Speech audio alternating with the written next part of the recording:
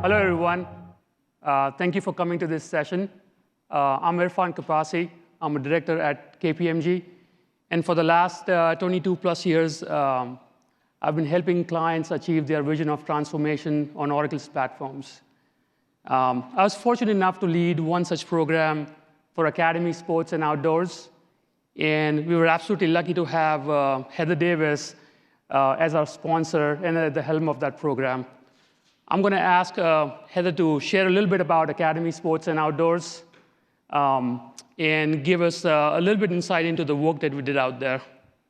Yeah, thank you, Irfan, and thank you all for joining us today. I know it's the last session of the evening, so I appreciate your attendance.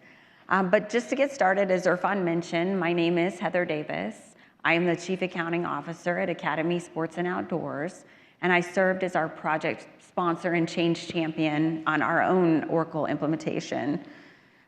During our time here today, I'd like to share with you some of the highlights and lessons learned from our implementation in an effort to maybe help those of you out there who haven't started their journey. But a bit of history. Academy initially decided to implement Oracle back in 2018. We assembled a team. We engaged a systems implementer, we brought on a solutions architect, and we launched the project. But ultimately, despite all of the best efforts of the team at the time, it failed. And I know, Irfan, you're dying to say you were not on that. KPMG was not the partner. And just to be clear, I wasn't there either. So, but we did use some of those lessons learned on our most recent implementation.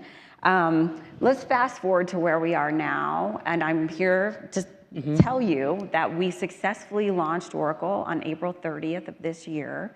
And since our launch, we've closed 3 periods and 1 quarter in our new environment. So we feel like that is a resounding success. So that's what we want to talk about, but there was a lot of work to get there.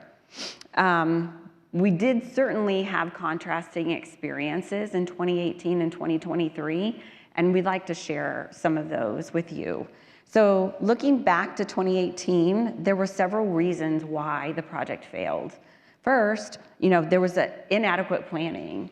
And I think that it's easy to go in a project like this and not really understand the level of planning that has to go into it.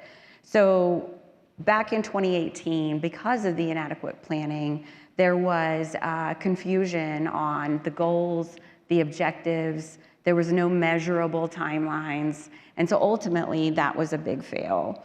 There was also a lack of project governance on that project. So it led to confusion about where we were going, and it led to wasted efforts and resources. And then finally, there was a lack of robust change management. So essentially, all of the change that they were trying to implement undermined the progress of the implementation. Yeah, I know you touched a little bit on this, and I'm really glad that Academy did not deter from their efforts to get into that Oracle Cloud modern platform, right, from where you were back in 2018. What was truly the compelling event, Heather, that motivated Academy and the leadership to do it a second time and get to Oracle Cloud this time around? Well, let's be clear, nobody wants to do this, okay? But in 2021, Academy decided that it was finally time to get off of our legacy ERP and move on to something more modern. We were about 200 patches behind in our PeopleSoft platform. It was outdated, it was unsupported. Academy had recently come out with our future growth strategy, which needed a scalable and stable solution, and PeopleSoft wasn't going to allow us to do that. So for context, Academy had bought the Oracle licenses back in 2018. We were still paying for them, we were not using them. But since some of the key players during 2018 were different than 2023, we wanted to go through a process to determine if even Oracle was the right solution for Academy, given all of the changes that had happened. So we did. We engaged a third-party consulting firm to come in and do a very comprehensive analysis on why not Oracle? Why should we choose something else? At the end of the day, the conclusion to that analysis was to move forward with Oracle. And so, given all of the lessons learned on the previous failed attempt, we got the band back together with a renewed determination and focus to successfully finish this project. No, that sounds good. I mean, at least you didn't waver from getting onto that platform and were able to kind of successfully do it a second time. That's right. So we began that journey in March of 2022 with the help of KPMG, and we were determined to go live successfully. That's great. So talking about, obviously trying to kind of do this in 2018, fast forward, right, 3 or 4 years have gone by, and now you have some objectives, right? The objectives align to your strategic outcomes. What was it that defined success for Academy at this point, right? Trying to kind of do this again in 2021. Well, the definition did not change from 2018 to 2023. We wanted to go live with a quality product on time and on budget. Right. And so in order to do that, we had to set parameters for this second implementation. And the first parameter that we had to incorporate was no customizations. That was by far the most difficult thing that we had to abide by on the project. However, no customizations quickly evolved into elective customizations, because as we were going through the process, we learned that Oracle out of the box doesn't have a vendor allowance solution. And the vendor allowance is a very big part of a retailer's business strategy. So that was one of the areas where we were required to incorporate some level of customization. Yeah, I think, I remember right from the start, the vision was to get to an Oracle standard, platform as it comes out of the box. Obviously, we'll talk a little bit about leading practices as well. Not having any enhancements, that was a good vision, right? And I think for the most part, we stuck to that on the program as well, except for some unique enhancements that were very retail specific, very academy specific, if you will, like the vendor allowance. So I'm glad that it wasn't just the vision, but we were actually able to execute on that vision as well from the get-go. Right, and by doing that, we minimized the complexity of the project. Right. And looking forward, we reduced the maintenance efforts, because currently on our then ERP, the maintenance efforts were huge and we could barely keep up. So that was a guiding light. But we also, to your point, Irfan, we wanted to implement leading practices rather than best practices. It's easy to get stars in your eyes when you look at a company like a Google or a Facebook, and they have all of the best practices that everybody would want. But we needed to go with leading practices so that we can tailor those specific processes to our business needs. And we were able to engage best practices from other retailers, and we were able to solicit input from those retailers to get our implementation underway. Yeah, I do remember talking about this, when we first met, and we were talking about the objectives, and you certainly wanted to do things differently this time around to be successful as well, and then focus more on all the different aspects, not just the application, but on the people, the process, and the technology. That's altogether. Right.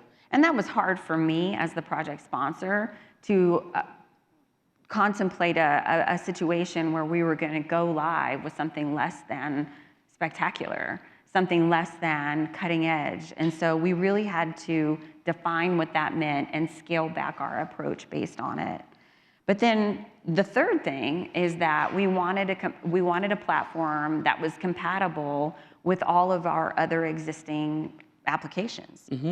Academy has 80 plus applications, and to find a solution that could fit on all those boxes was somewhat difficult, but Oracle checked that box.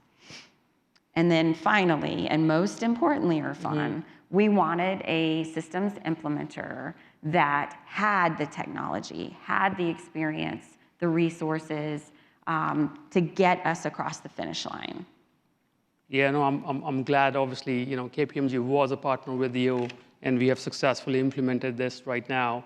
I do have to ask you, knowing what success meant to you right at the start of the project, knowing that you had this vision in your head and the other leadership as well. What was it that you were looking from a trusted advisor like KPMG? What was that process that you went through for selecting KPMG as your partner there? Well, that's right. So when we started our process, we went through a very rigorous RFP process, and we had very stringent criteria on who we were going to invite into the process. The first criteria was we had to have someone who had already implemented Oracle, and then we wanted someone that had a reputation for success. So we only invited 5 incumbents into this process. It was a lengthy process, and as you can imagine, all of the incumbents were very highly experienced and qualified. But as we started talking and evolving through the process, we really were attracted to KPMG's powered enterprise approach and the technology that KPMG had to moderate our implementation. But even with all that technology that did set KPMG up, kind of a leg up, we still had an undertone of fear of failure and repeating the mistakes that were made in 2018. So during the oral piece of the RFP, I just asked one of the KPMG partners, why should we choose KPMG? And he looked me dead in the eye, and I swear he said just like this, because we don't fail. And that was it. That was it for me. That's all I needed. And so at that moment, KPMG became our selection. We knew that we had a safety net. We had someone who was going to show us the way, someone who was a tried and true methodology that we could point to rather than spinning our wheels and trying to figure it out ourselves. So KPMG brought that experience, brought that thought leadership that we really needed as part of the implementation. I'm glad that he said that because we wouldn't be working otherwise. I was shocked when he said it, actually. It gave me chills. Yeah. So, yeah. Yeah. So, fast forward, obviously, and, the success in, 2023, could you explain a little bit about, what in the powered, enterprise methodology that attracted you towards kind of KPMG and what stood out for you, if you will, from that methodology conversation? Right. Well, the first thing was that we wouldn't be the guinea pigs. Yeah. I was not looking to be a guinea pig. And so the approach that KPMG took was a tried and true methodology that had been successful on other clients. That's right. That's number one. But then you look at the components of that methodology, and KPMG had incorporated a very strategic planning mindset with a very streamlined implementation process. There were comprehensive project plans with measurable objectives and deadlines. And then finally, there was a robust governance structure that would keep us all in check. And as you know, Academy is a little difficult to work with that regard. We have very strong opinions, and it's hard to align. And so KPMG's approach to Academy was exactly what we needed. No, and I think, we wanted to make sure that Academy was successful, coming in from those manual processes and, getting you onto more a leading practice process. So it was imperative for us to not, forget that history, if you will, trying to get to the application and now trying this for a second time and not let, not just KPMG not failing, but also not letting Academy fail as well. Right. I think maybe, Irfan, you should elaborate on that powered enterprise approach because it really, really worked for us and it really was a differentiator. Yeah, no, absolutely. Like I said, when we started to talk about the very first few times and the history behind sort of kind of getting to this second attempt, we started talking about, the Cultured Academy being on a platform for 20-something plus years, manual processes, the governance process that you talked about or the lack of thereof. So you talk about the governance process, you talk about the plan, showing you that roadmap, coming in with leading practices, tools and accelerators. That's really what KPMG has been doing with, our Power Enterprise methodology is to make sure that, clients like Academy that have a vision to get onto Oracle Cloud Platform can actually manifest that vision into something that's tangible, right, and obviously achieve success. We also talked about the decision-making process. While we didn't want to shortchange the decision-making process, we also wanted to absolutely bring in the decision making, that sort of kind of process. We want to make sure that we came in from a leading practice. And so every question that we asked in that first kind of few months to Academy and the team was, hey, here's how other retailers do. Or here's how other folks that are on this kind of 20-plus-year-old platform do to successfully implement Oracle Cloud, right? So it was always backed, all the decisions were always backed by sort of kind of those notions of leading practice, if you will, and the experience. And that wasn't very popular with us at first. No, absolutely not. Those were very challenging conversations, and I think we really did have to take a step back and put our faith in the experts, because there's a lot of opinions at Academy, and I think that everyone thought they knew what was right, but clearly, having failed the first time, we were able to really reevaluate our thought process and put our faith into the strategy. And I think that is the only thing that got us marching forward out of the vision phase, which 2018 never even got out of the vision phase. Yeah, I mean, I think there was resistance, right? When we first started to talk about, notions like, why does this not work for you, right? Versus asking for the requirements. There was a resistance, but I think the team came around the fact that if we kept asking you for how you do it today, you would possibly be left with, even if we implemented Oracle Cloud for you, you would be left with, old antiquated processes and not move towards, not move the needle towards leading practice. So it was pretty imperative for us to kind of keep pushing Academy. Also unpopular at first. Absolutely, yeah. Right? Because I think that our leadership thought they knew best, and we wanted to retrofit to some degree into Oracle our existing bad behaviors, our existing processes, and they weren't working, but we kept trying to do that. Yeah, absolutely. And that was the first phase vision, right, where we did some interviews with the stakeholders, leadership like yourself, and we did the stakeholder analysis just to understand what was your vision, right, and how can we help Academy kind of achieve that success. But then when we moved towards the next phase, which is the validate phase, right, we brought in our kind of proven, target operating model, right, so that we could show you that roadmap and the blueprint that includes our leading practice processes. It included the tools and accelerators, within our technology area, the insights, and the KPIs and the reporting that I know Academy valued a lot.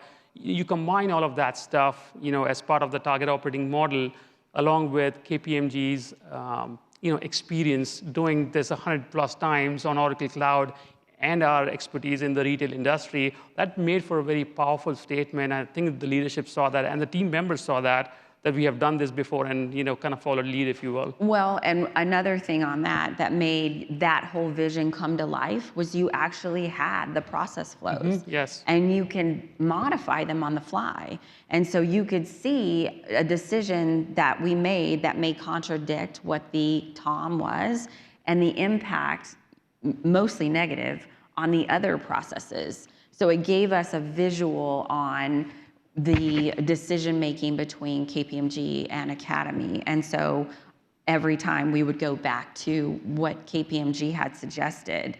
And then it was also helpful that target operating model included flowcharts that you could really follow visually, because I'm a visual person, and see exactly what we were going, where we were trying to go, and the control points along the way that we needed to incorporate as a public company from a SOX perspective. So once I truly discovered what that target operating meant and how to utilize that and the power behind it, I think everything was unlocked for me. Yeah, absolutely. And in that validate phase itself, we made it real by bringing in, not just talk about the leading practices, right, and the processes thereof, but we actually, went through a testing event on KPMG's Oracle Pod, showing you the actual, leading practices in a pre-configured application, so you could actually see what good looks like. Right. Yeah, here's another one that I know that you appreciated and loved a lot as well, conference room pilots, right? What we used to call CRPs. And I know that was an aha moment for you. Yeah, when we those talked were about awesome. those as well. Because I don't like surprises. And as the project sponsor, I was sweating every day anyway. I barely slept on this project. And the last thing I needed to do was take, a ginormous surprise to the steering committee. And so having those conference room pilots right from the get-go, we were able to vet out defects, process gaps, anything that maybe requirements we didn't consider. And so having that information at the forefront rather than waiting until UAT, it's too late in UAT. It's just too late. So you have to know those things in advance to be able to correct them for UAT. Yeah, absolutely. And that's sort of kind of part of the Power Enterprise as well. We brought in, as part of that Power Enterprise suite, we brought in tools that allowed us to have that transparency for not just the leadership, but the academy at whole, right, in terms of the work that we were doing on the project, which, was pretty amazing. But we also wanted to make sure that with our governance framework, that we also brought in that transparency into some of the decision-making, that would impact academy at a whole as well. So just kind of bringing that transparency in, that was imperative, just to get to the right decisions and get to the right decisions on time as well. Right, and it allowed us to incorporate additional people to support the fix. So. Yeah, absolutely. And coming back to the conference room pilots as well, I mean, that iterative nature of, bringing in leading practice processes through multiple testing events, I thought was pretty impactful because we didn't do the whole project and then come back at the tail end to make sure that everybody adopted and they were walking along with us, right? Just through that process, because we were able to do that in an iterative nature and build upon, every conference room pilot, every testing event that we did, I think it made it much more easier for the teams to really sort of kind of consume that bite-sized approach, if you will, of leading practice processes, application configurations. I mean, at the end of the day, we were talking about change management. Yeah. And having a change management strategy is one thing, but being able to execute on that change management strategy, making sure that everybody was coming along with us and we're not leaving them behind and not just doing this more as a technology implementation, but really kind of doing it for the people that would continue to use the application. It was pretty important for us. Right, I agree. I underestimated the blowback from our people. I would refer to this project as an experiment for me in human behavior. And so having the tools that would offset some of the resistance was very helpful. And I think that the CRP sessions allowed us to incorporate people in the organization, get their buy-in, and ultimately it helped with the change management. Yeah, absolutely. And just kind of having that, control adoption, if you will, of the application. And absolutely, right, everything said and done, couldn't have done it without the people. So we wanted to make sure that we brought them along the way. So even the documentation that we did, some of the knowledge transitioning that we did that along the way, as opposed to sort of kind of keeping that training and the knowledge transition at the end of the project, where it probably would have been too much for people that are coming off, a 20-year-old platform that we keep talking about, right? Right. No, I completely agree. As a public company, we have SOX requirements. We have to document our processes. And this technology allowed us to change on the fly. So every decision that we would change, it would change the flowchart. And you can't underestimate that ease. It would change the narratives that we had. And ultimately, it would change the SOX testing that our external auditors would be performing. So it was super helpful. Yeah, I mean, I would say the implementation itself was not without its challenges, right? But just doing all that hard work up front, right? Setting the tone from leadership, like yourself, on some days, I know you would kind of roll up your sleeves and ask us the right questions and the team so that we could always kind of stay on target, on the vision, on budget, on time, right? It wasn't without its, difficult moments and challenges, But the only reason that we were able to overcome that was, like I said, right, the vision, the tone from the top, from leadership, making sure that we actually had a governance framework Right. and some procedures and policies that we kind of establish up front, the right escalation process for some of those decisions.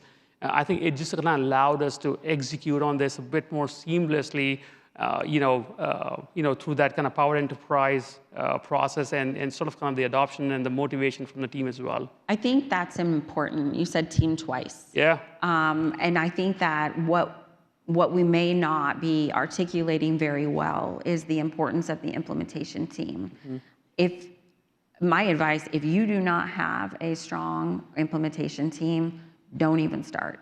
Because all of these, this technology, the approach, the strategy, cannot be executed without a team that is dedicated, hardworking, motivated to get a better life for their people. That was a driving factor for my entire team. And I don't think we could have done it without them. Yeah, no, I mean, all the tools in the world, all the methodology, right? We certainly wanted to have, and it goes hand in hand, right? You could have the best people and not have the right tools and the right partners to do this, and you wouldn't have been successful. So I think it all sort of kind of came together for us, and I'm grateful for that. I can tell you that, being at that finish line with the Academy, with my KPMG colleagues, that the work that we put in for a good, 14-something months to get live, and at times seemed very challenging, but it was very, I was very thankful for that time as well. I think certainly one of the proudest moments of my career as well. I agree. I often am asked, what are you most proud about throughout my career? And I have to say, it's getting to the finish line on this project. I mean, it wasn't easy. Even with all of these solutions and the roadmap and having KPMG as our backstop, this is hard freaking work. And I am so proud of my team and the way we all came together and worked really, really hard. We went live on time, on budget, with a quality product. So I have to agree, one of my most favorite moments. Yeah, absolutely. So now that we are, obviously we have gone live, right? In this time successfully, right? So I still want to ask you, just kind of looking back at the time, and we probably have done 9 things right out of 10 to kind of be here at this point talking about the success that we achieved together, right? I do have to ask you, was there a lesson learned in this whole process? Was there anything, maybe 1 or 2 things, right, not a whole lot, that you would kind of change about this or done better or done in a different way, I would say? Well, I want to separate them into 2 different ideas. So the first idea are the decisions that we made on the project as it related to design, as it related to execution. Those decisions were put through our governance process. And I feel really solid about those decisions, given where we were, what we were dealing with, the technology that we had at the time. I feel really good about that. So no, I would not change any of those decisions. But the decision that I think I might reevaluate if I had to do it again is the amount of change that is not required as part of the implementation. So we decided that it would be in our best interest to implement a no PO, no pay policy. We did not have that at Academy. That is huge. We decided to implement purchase categories, unspec codes, the new time management module, and a supplier portal. So none of that existed. And so not only was it a massive change for our internal organization, our business partners, our banks, our vendors, all had to get on board with this. And looking back, we didn't need to do that all for go live. And so I might minimize the amount of change for go live, maybe keep it simple, keep it to the required changes. And then after the organization had a chance to rebound from just the shock of Oracle, then we start phasing in those changes.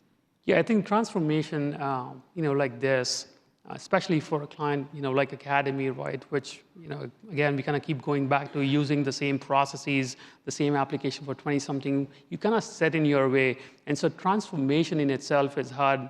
I mean, standing here now, knowing that we actually achieved and implemented everything that we set out to and, achieve all the strategic outcomes that we wanted to, probably phasing a little bit from a policy perspective, might have avoided us spending, the late nights and, just spending all that kind of time, I suppose. But I'm still incredibly proud about being able to get all of that stuff done in the amount of time that was allocated to us, on time and on budget, like you said. Absolutely.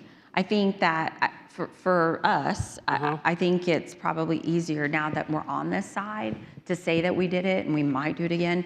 But there are other considerations and other people that are not motivated by the same things that we are. And that was something that I had to learn and be very, very sensitive about. So when I say, might not do so much at once, it's for the benefit of the rest of the organization as opposed to the implementation team. Absolutely.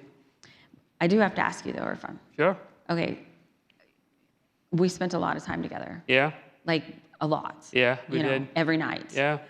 Yeah. Almost that was hard work. I won't deny that. Okay. And sometimes I needed a pep talk. Yeah. Because I didn't think I was going to make it. Right. And so you always made me feel better. And I always kind of looked at you, and you probably didn't know I was thinking this, but like, why do you know this and I don't? What do you see that I don't see? And why are you so positive?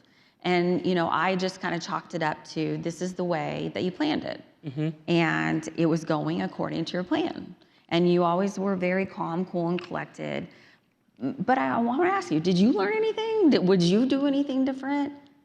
I mean, we've done, KPMG, right, has done, hundreds of these projects using Power Enterprise approach, right? We have done this in the retail industry. We have done this in other industries, as well. We sort of kind of had that blueprint coming in that 80 to 90% of this through our target operating model that we had set out, that we would achieve in a very standardized fashion. Obviously, we sort of kind of talked about the critical decisions for that 10, maybe 15, 20%, maybe some business unique requirements that we talked about. But I would be remiss if I, said that we didn't, learn anything from this experience. Just doing this for 14-something months, and it was sheer hard work, right? Just doing this for 14-something months and spending the amount of time, with the teams, making sure that we achieved everything that we want to kind of set out. And to your point, I think you said this, right, that the KPMG partner said, we don't fail. Like I said, we wanted to make sure that Academy does not fail, right? So, just going through this implementation again, definitely reconfirmed our belief in, the fact that transformation projects like this, which have this incredibly, huge impact on clients such as Academy, to your point, not just the project team, not just Academy, but also your suppliers and how your, customers and how you interact with them going forward as well, right? Your business as a whole. It was really a good confirmation for us, and we believe that through yet another implementation with Academy, that transformation projects like this should be, done in the same manner that we did it with Academy, right? And thankfully, we have the Power Enterprise tool that really kind of helps us get there, with clients that have not done this or have not done transformation at all. So I think that was certainly a reconfirmation, if you will, from just the Power Enterprise approach, just an approach for the transformation as well. And then coming back to the conference room pilots, right, those iterative testing, cycles, really it serves, two purposes, right? Number one is just the execution on that change management, right? Hands-on keyboard, everybody at Academy sort of kind of, working on the application as we go along and really adopting to the platform, adopting to the leading practices, adopting to those kind of processes and the policy changes. And you can't take that away, right? Because it's such a critical component of making sure that we are doing this along the way. The second piece of this around the testing of the application that we did, right? To make sure that we are building across, along the way in terms of the configuration of the application, the integrations to the, 40, 60 something plus applications. 80 plus applications that we integrated. That we feel that we can automate. And that's really kind of lessons learned for us, right, at KPMG. And what we're trying to do is embed that automated testing so that we can really, really focus on the adoption, the change management, the hands-on keyboard, really interacting with our clients more so than before, rather than focusing, even a little bit on the application testing, and that should be table stakes for us. So we're certainly looking to automate that process, and hopefully, clients, like Academy can benefit from that as well. Well, I don't want to do that again. So I can't wait to see others do it. Yeah, I think absolutely. That sounds really awesome. And we've certainly kind of, used that on a few of our projects, and it's, worked really well, not just from an application testing, and automation, but also worked, like I said, from an adoption and change management execution and strategy standpoint. And I think the last one really is, around the retail capabilities. Sure enough, we came in with, all the expertise and all the experience within retail. But at Academy, we also learned how a retailer works. You talked about the vendor allowance process, right? Being able to create that sort of kind of, enhancement for Academy where you could really take advantage of your supplier contracts and your negotiations, right? And the credits that your suppliers give you. That was, very important for Academy. I think another one that comes to mind is, I know the policy that we set out was, hey, we'll always have a three-way matching, right? Between the POs and the invoices and the receipts. But the people in your stores, they don't have the time to go through this receipting process. So automating that for them so that they can actually focus on your customers, Academy's customers coming into the stores, that was important for Academy. Those are some of those, I'm going to say, industry critical or industry unique perspectives that we learn on this project that, certainly will embed that as part of our capabilities and be able to enhance our capabilities and offer that up to our existing and our future clients in retail and consumer. Yes, and I think one more that I could add is the buyer routing as it relates to the purchase orders, invoice requests. I think that there was enormous benefit going through it on Academy and kind of what should come out on the other side. Oh, absolutely, yeah. And I mean, we cannot not talk about Gen AI, right? I mean, it's a hot topic, even in Oracle CloudWorld, so we cannot not talk about it. I think KPMG has, embarked on this, journey where we are building on more and more use cases around the front office, the middle office, the back office transformation projects, right? So that we can offer more productive, solutions, more insights to our clients, faster and more accurately. And I know it's something that you're really passionate about as well. I literally wait for Sanjay's notes to come out every week. So yes, it's a personal passion of mine. And it was something that I wish we could have implemented at Go Live. But that's the future. And I am really excited about that. Yeah, absolutely. And there's a lot that we have learned now that we didn't know 14, 15 months ago. It almost seems like with Gen AI, the table has turned around and there's so much we can do now. But let me ask you, what's next for Academy? I mean, you have this modern Oracle Cloud platform. You're on leading practice processes now. The team at Academy, they have really kind of learned about how to have more standardized platform, more automated platform. What's next for Academy now that you can actually springboard from this point on with the Oracle Cloud's platform as well? Yeah, no, I think for the immediate future, as you mentioned, we're just babies. We just went live a little over 4 months ago. There is still a level of stabilization that has to happen, not only with the technology, but with the people, right? We're trying to get them through these changes as white gloved as we can. So that takes a level of time. But once we get past that, I think you had mentioned in the road shows, we identified a number of other things that the organization would like to have. Weren't required for Go Live, but it would be a nice to have. And we want to give that to them. And so we've planned a phase 2 to this implementation whereby we can do things like that. We can write new reports, we can write new queries, we can give the business visibility into their daily operations and results. And so for the next few weeks, we're going to be working on getting all of that done. But then beyond that, probably later in our fiscal year 24, we can start including Gen AI or a version of AI. That's right. And that's exciting to me. And we can continue to automate and integrate some of the processes that we didn't have as part of Go Live. And then we can really think about how can we make even the processes that are in Oracle today more efficient. That's right. Can we do a center-led approach or a centralized approach? And I think that those types of things will really spring us to the next level and be able to open and unlock all of the benefits that Oracle could bring. Yeah, absolutely. Listen, it's been a pleasure speaking to you right here, just kind of reliving those, not just the success and the accomplishment, but also the challenges that we had for the 14, 15 months, right, when we implemented this, and being able to kind of relive those moments where we overcome those challenges. I know you and I have kind of spoken about this while the implementation was going on and after that as well.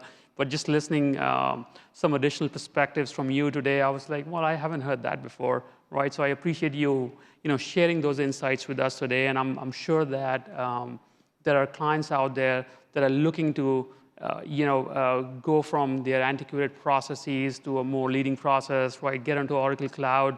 And I'm sure your story resonates with them as well.